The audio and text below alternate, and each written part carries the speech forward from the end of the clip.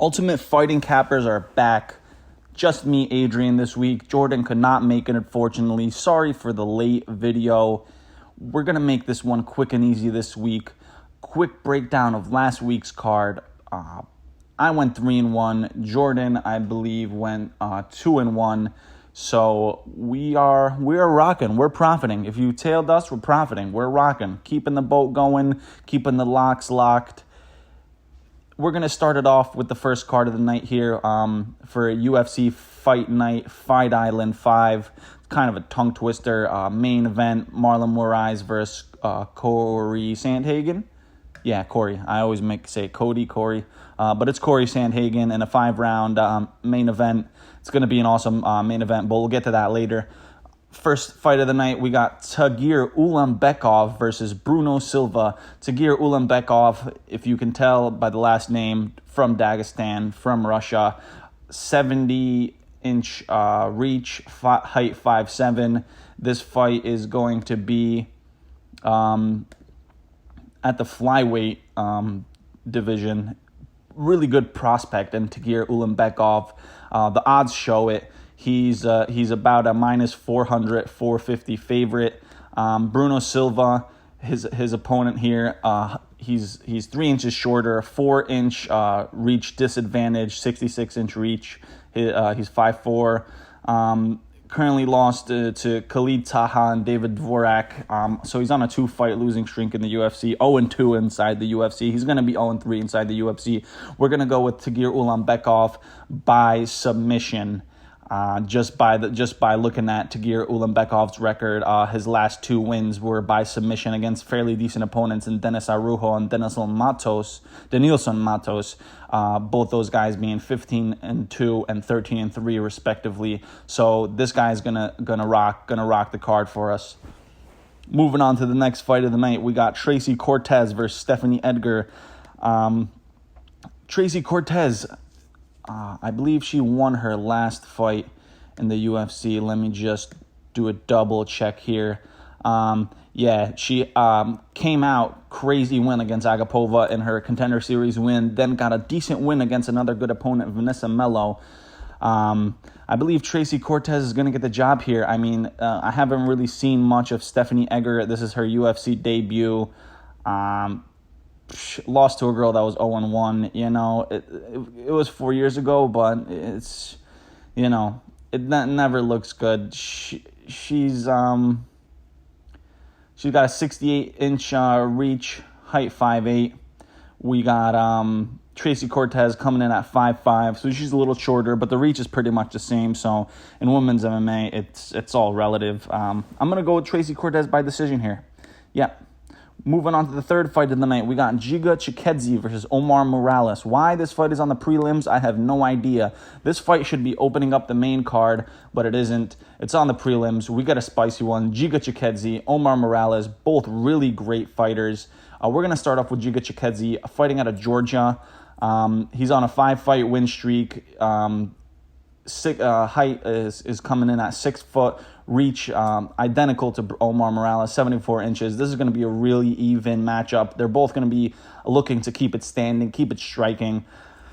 The only thing that scares me about Giga Chikadze is his ability to finish inside of the UFC. We haven't really 2 split decision wins against Brandon Davis and Jamal Emmers, and another unanimous decision win against Irvin Rivera. That Jamal Emmers fight could have went either way.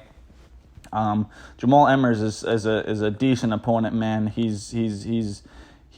just got his bounce back win against Vince Cachero, so not a bad opponent and good wins. Let's take a look at his other opponent, Giga Chikadze's opponent here, Omar Morales, fighting out of Venezuela. This guy is an absolute fucking beast, dude. He rocks everybody. His ability to finish is questionable as well, but he has heavy hands, really good pressure fighter.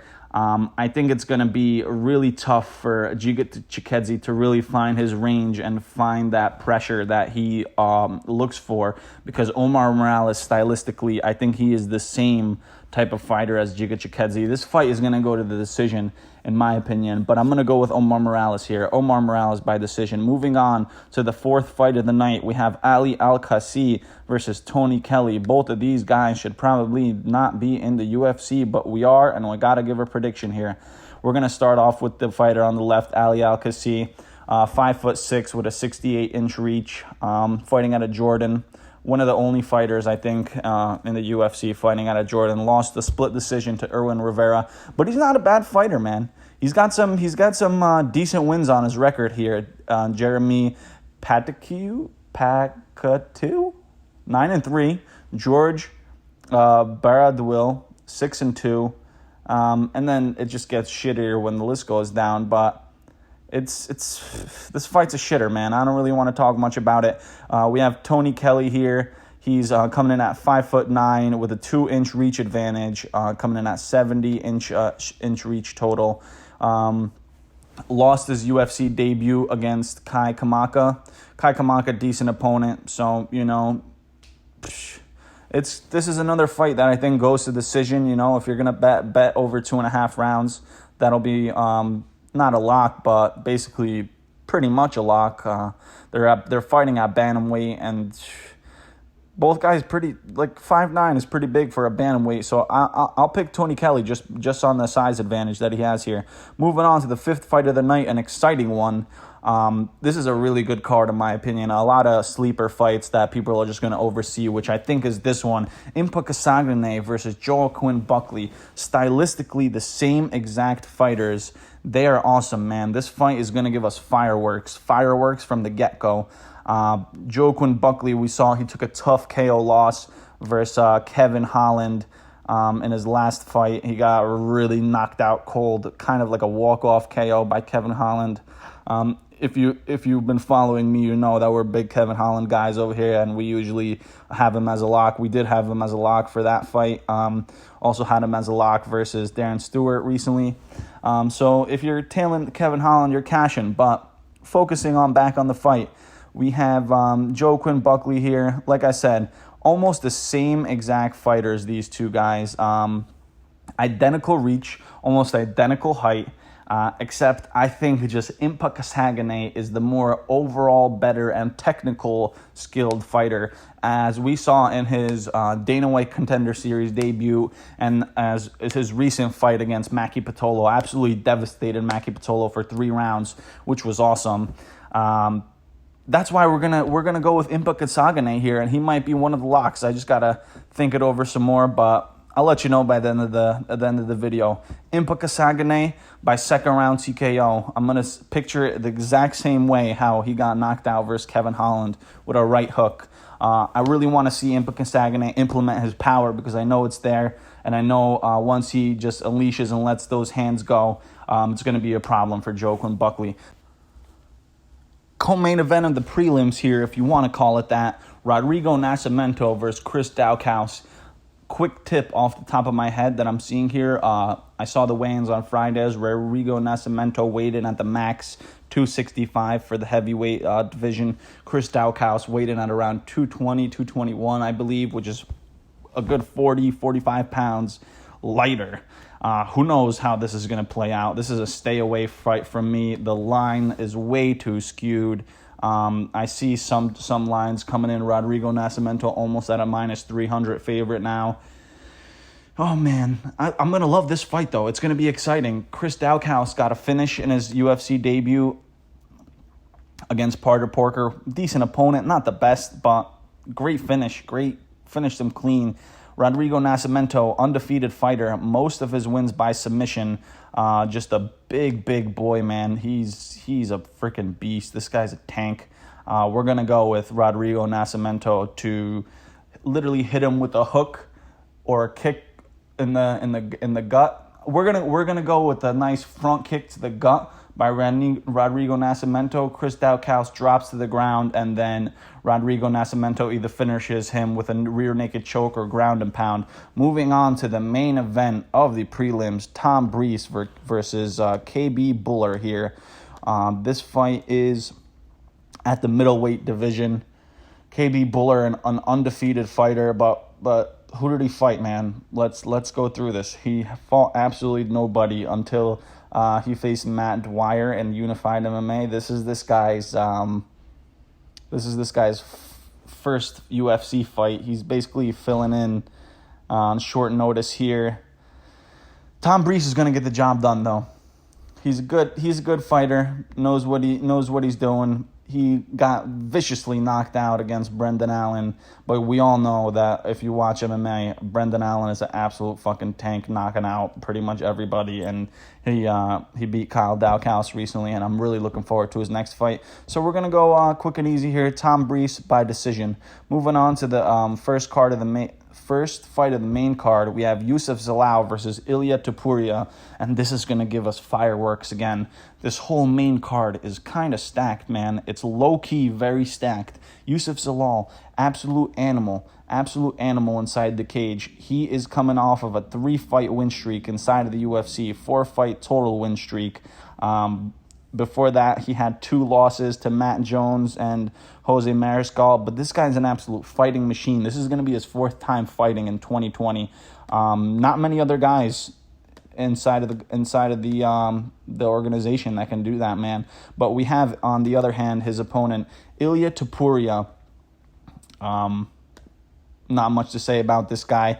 Haven't really watched much of his fights. He's young. He's Georgian. You know the Georgian fighters are good, man. They're tough sons of bitches. This guy's only 23 years old.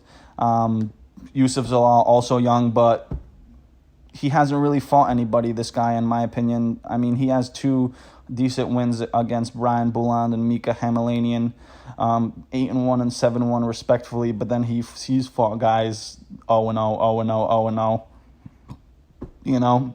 And just based on that fact, we're going to go with Yusuf Zalal here. The lock for this fight is going to be over 2.5 rounds. I'll give that to you guys later on in the video. Moving on to the 9th fight of the night, we have Tom Aspinall versus Alan Baudot. I don't know if I'm pronouncing that right. Hopefully I am. But Tom Aspinall is an absolute fucking savage, man. This guy is not to be fucked with.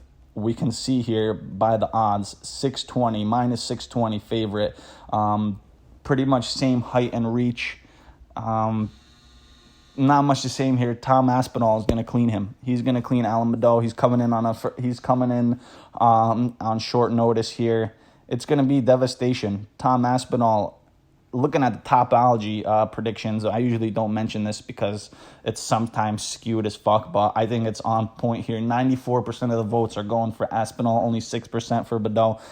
If that doesn't tell you everything you need to know about this fight, I don't know what will. Moving on to the next fight of the night, we have Marcus the Joker, because he's been painting his face like the fucking Joker the past couple times for the weigh-ins and the face-offs. And we have his opponent, Dricus du Plessis, who's making his UFC debut. But this is just stylistically an absolute nightmare for Marcus Perez. He's fought cans his whole career, Marcus Perez, man. It's tough. It's tough, man. So he did nothing against Wellington Turman.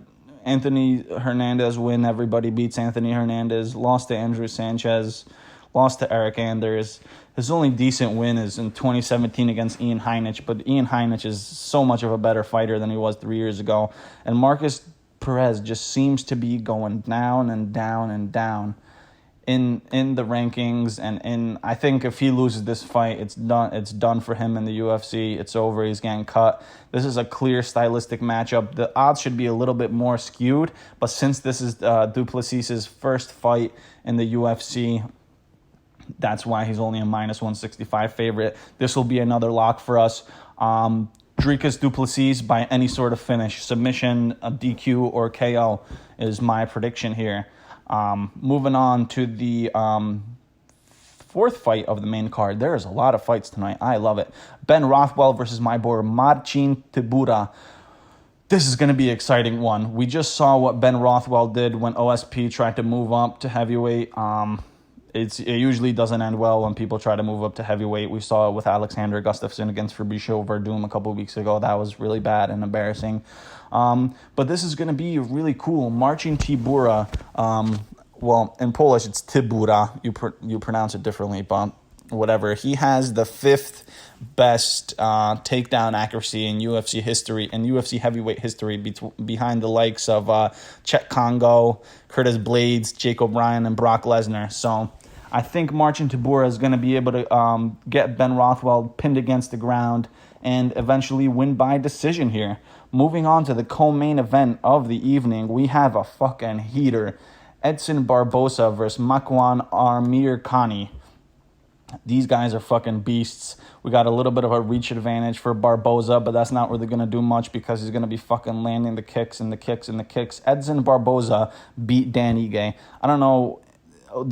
Those judges were fucking blind. I don't know how it happened. He clearly won the second and third round. It wasn't even close.